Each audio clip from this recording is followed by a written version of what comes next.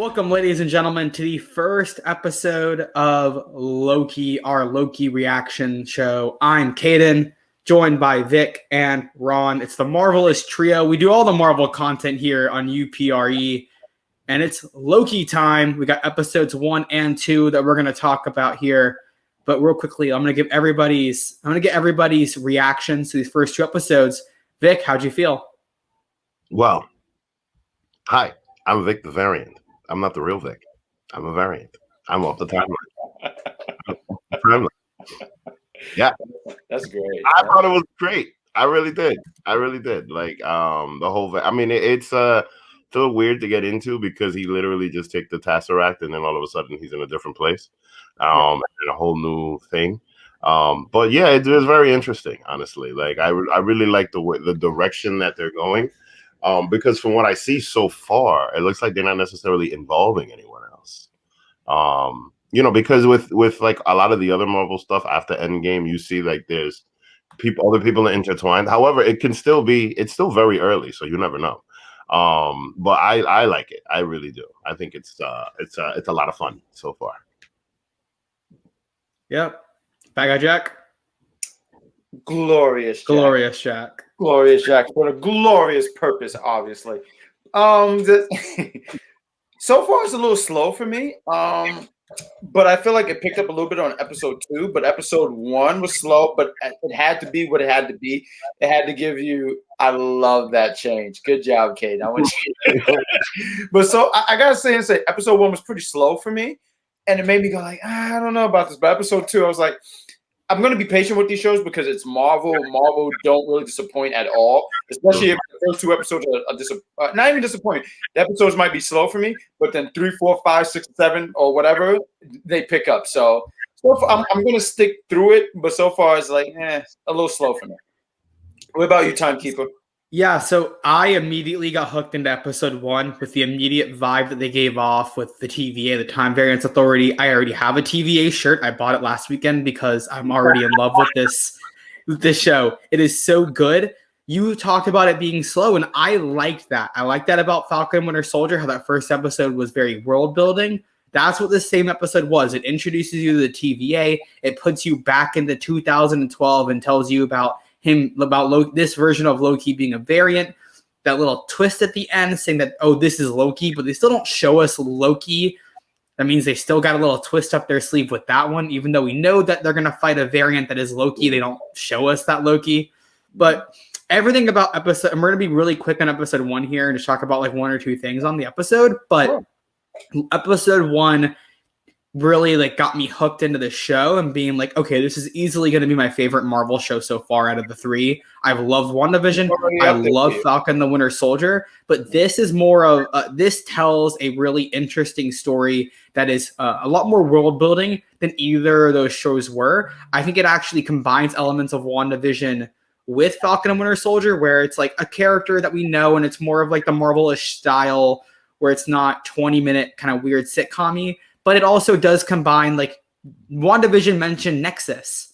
We get mentions of Nexus throughout these first 2 episodes. We talk about a Nexus event happening, and they talked about that in WandaVision. So that means these are connected now. WandaVision is connected with Loki, which is something I kind of thought would happen. But yeah, I mean, I thought the episode 1 was fantastic, and we'll talk about episode 2 in just a minute or 2. But I want to quickly ask both of you guys. I'm going to first ask Vic this question. How'd you feel about Owen Wilson as Mobius? In the beginning, it took a little while for me to get used to it because the thing is that Owen Wilson is he's such a jokester. Yeah, that it's hard to see his intelligence. Mm-hmm. You know what I mean? But then after a while, you start to see how much of a charmer he is, and I'm here for it. Like I like him in that role because in the beginning I was just like, but then I like maybe half an hour in. After I saw like the back and forth and all of that, yeah, I'm here for it. You know what I mean? And mind you, like it was shocking because I don't think I've ever seen Owen Wilson in anything superhero-ish, for lack of a better phrase. You know what I mean? So like that part of it was definitely shocking, but I like it. I definitely like him in that role. I think he's doing it very well. Yeah. Bad Guy Jack, why don't you add to that? I laugh. So like I said and said, wait, isn't that the guy from Wedding Crashers? Yes, So I actually. mean, sorry, I had to go with that's the Wedding Crasher dude. But Vic did a very brought up some really good points. How like some of his intelligence. The thing I really did like his back and forth with Loki. I thought that was some really good stuff. And when we get into episode 2, because you saw a little bit more of that. So I mean, originally when he played the role, I didn't even know that was because he looks so much older, right? So I really didn't know who that was. I really, and I'm not even being funny here. I really didn't know that was Owen Wilson until I looked and or someone mentioned it. I said, "That's Owen Wilson." And the answer to Varian's question, no, he'd never been in anything superhero. Matter of fact, he couldn't even tell the difference between Aquaman and Loki or something like that. I remember reading an article, something like that. Because he's not. This is not his universe, but he's doing a role and he's doing a good job. I really do want to give him a thumbs up, especially in episode 2. He did a really good job. So he's growing on me a little bit. But that's the dude from Wedding Crashers. Yeah, I mean, just to add on to that, like I thought Owen Wilson was fantastic in the role and has been fantastic through episode 1 and 2. It shows that he has a different level to his skill set where he can do that drama, even though he's known for comedy, and he meshes them really well. Yeah. He's he's a perfect MCU actor where you can mesh the drama and you can mesh the comedy. And I mean, that's what I loved about Loki so far is that it uses that typical MCU comedy, but like it adds a whole nother layer where like it is a drama. It is not a comedy. It's a drama. It's a time. It's like similar to Avengers Endgame where they called it a time heist. Kind of the same with this. It's a timepiece. It's a time travel movie, basically. Definitely that. But yeah, let's segue into episode 2. Episode 2 was really, really good. I got up early this morning before I had to get to work for an AM shift, and I watched it, and it was a great way to start my morning. Really good. They delve more into the relationship between Loki and Mobius as you kind of see them working together throughout. You see Loki, his mindset of he's still trying to, he has, I'm trying to get the right word, but like he has his own motives for what he wants to do. Yeah, so he's trying to trick them into thinking that he is there on his side, but he's really trying to get to the timekeepers, which I will mention the timekeepers in a little bit because I have a theory about the timekeepers at the very end of the episode. But Bad Guy Jack, you said it picked up for you a lot in episode 2. What did that for you? I think it was the interaction between him and Mobius a little bit. I think that was some of that. And I think there was a little bit more action in episode 2. Episode 1, I do want to pick up on one thing on episode 1, if I may. Because I thought this was really important. There's a coworker that talks Marvel with me. And they asked me, oh, did you watch Loki? I was like, yeah, I watched episode 1 or whatever. But I just wanted to mention this because Loki, he still has the, what's it called? My pronunciation is always off, but Tesseract, right? And he thinks with that Tesseract, he wields this unlimited power until it's pointed out that I want to touch on that real quickly. Yeah, I forgot about that. In episode 1, we see, in episode 1, we see a drawer of Infinity Stones, and they basically say like we've had thousands of these. Like people just use them as rocks. Yeah, what do they use them as? Paper holders. Yeah, paperweights. That's so crazy to me.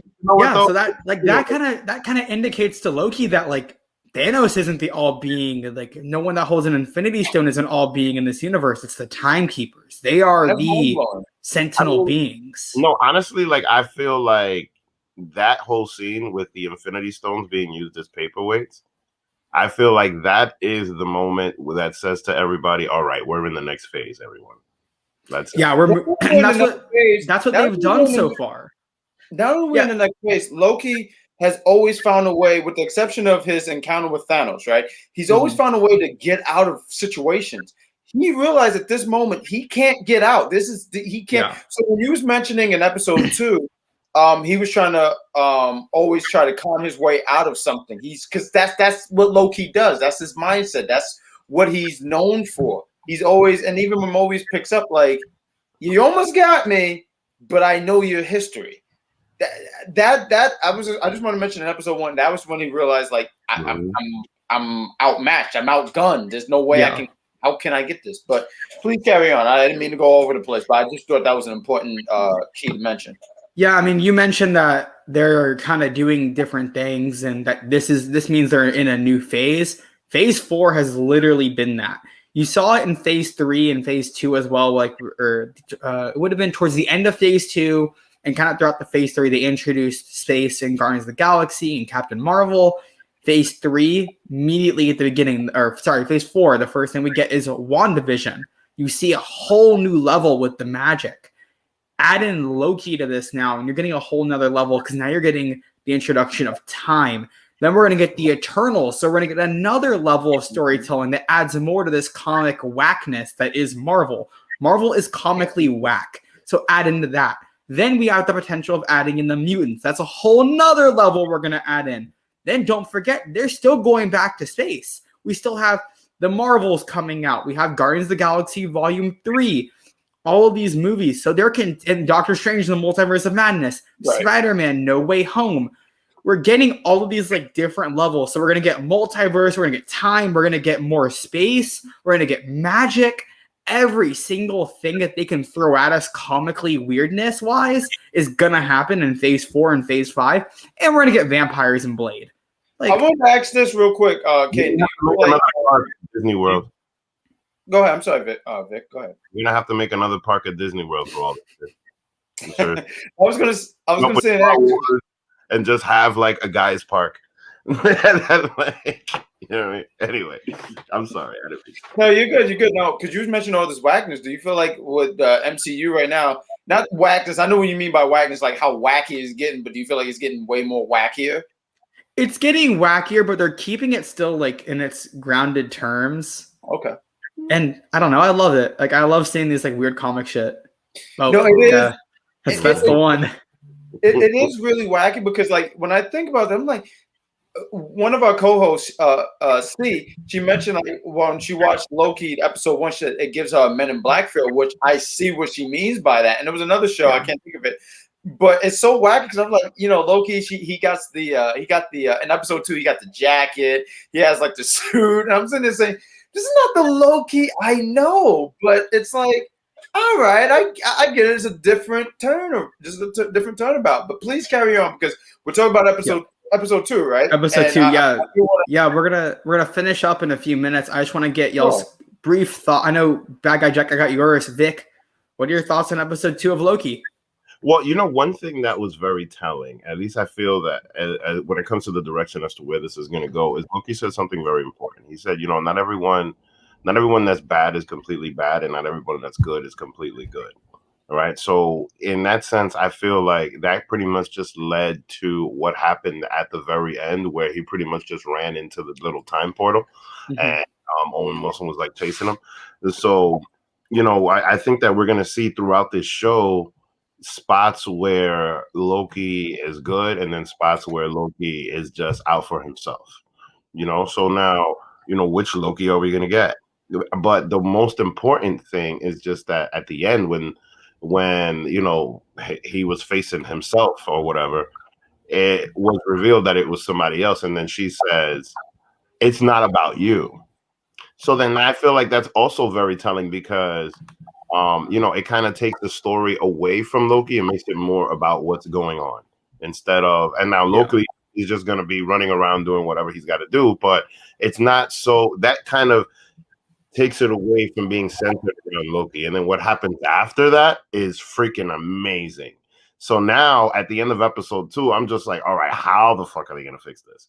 Because that is crazy. That whole timeline thing, nuts. I love it. Can't wait for that episode. Yeah, I got dogs barking in the background, so hopefully y'all can't hear them. But I mean, we hear. I know.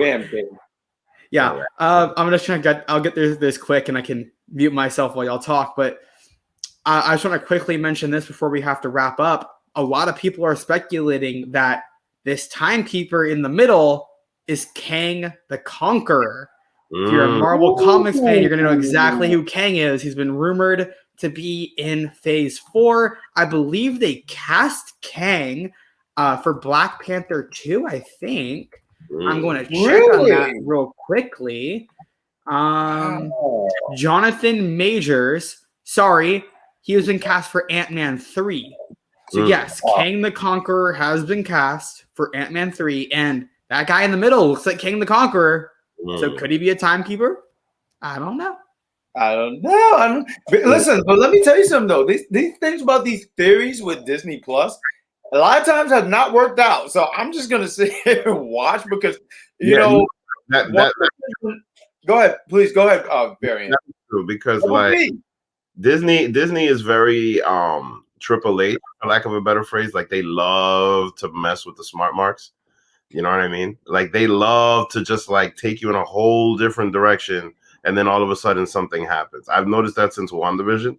So like I would not be surprised if like there's all of a sudden a swerve because it's very Triple H. Like it's hilarious how Triple H is. That they love to just you know what I mean? Like, oh my god, that's so hilarious. I do want to sit here and say for episode 2, I did think so like when they revealed, can I mention the Loki? I just want to yeah, I'll say that. Like we get female Loki at the end, which I would assume that's why she's a variant. She was born as a female instead of a male. Loki's supposed to be. I mean, it could not be Loki, but they said it was specifically Loki. So I would assume that that's why she's a variant. I did look at IMDb. She's not named Loki. She is named Variant, so I cannot confirm that yet. But then Loki goes off into the time portal with her, and we'll see what happens. And they also open up like 1,000 different branches. No, they did. I just want to mention because I remember just a little bit, and this is what gave me the thought that Loki is going to be a female. They were saying Loki is gender fluid, meaning it could be both either male or female. I just wanted to say at this ending, I thought it was a little too soon that they revealed who it was. I guess because that's why I asked earlier, like, how many episodes are we getting here? And I figured like it would have been cool if they waited towards the middle to reveal who it was. But I guess they just said, let's just get it out the way. It depends on where the storyline's going, because like you might need to know. It's true. I'm just saying for myself, just personally for me. I'm not saying I'm right or I'm wrong. I'm just saying for me, it would have been cool if they just wait a little bit. But at the same time, it's like, I guess they just said, let's just get it out the way. Look, it's a female, and let's go on with the story. And I can't wait to talk with you guys about episode 3, low key, because it's picking up a little bit for me. So like it's slow and it comes off a little bit like WandaVision for me, where it was slow, but I stuck through everything, and I'm going to stick here because I'm part of the Marvelous 3, baby. I'm going to add one, Vic, actually, I'm going to get your final thoughts real quickly. Oh, well, just, you know what? There's only one word to describe this entire show. Woo! It's hilarious. I'm wearing a Charlotte Flair shirt today. This is my favorite of the Marvel shows so far. I'm just curious. So far, before we cut off, why is it your favorite so far? I'm gonna get into that in a later episode because we are we're already like 3 minutes long on our time. I'm just gonna say one little theory I have. This is gonna tie in directly with one. This is going to tie in directly with Doctor Strange, Multiverse of Madness, and WandaVision. People just didn't think it was. I'm gonna say that right now based off of what I've seen so far. So, ladies and gentlemen, that was episodes 1 and 2 of Loki. Apologies for missing last week, but we got them both done. We got them to you guys. Make sure you guys like, share, subscribe. Go sub to our channels, leave a like. Go to our wrestling channel as well, UPR. We do a lot of stuff over there. I'm assuming everybody's watching on UPRE because that's where it should be. But yeah, thank you guys for joining us. See you all next week. Good night, everybody.